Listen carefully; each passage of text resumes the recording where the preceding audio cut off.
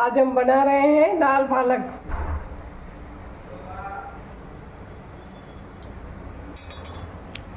लहसुन डालूंगी, ये प्याज और मिर्ची काट के रखी है, ये टमाटर और आम काट के रखा है, चना दाल,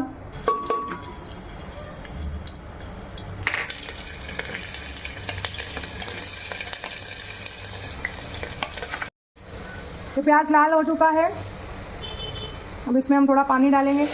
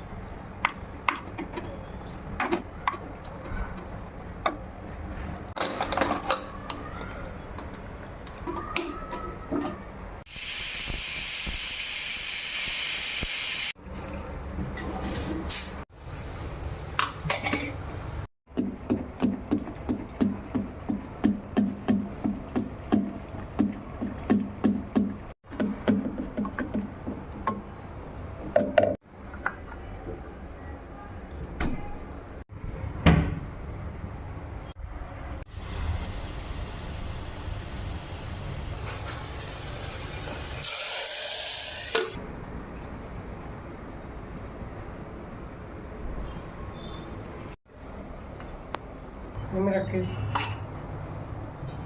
बाकी हड्डियाँ थोड़ी चिप्स प्लीज।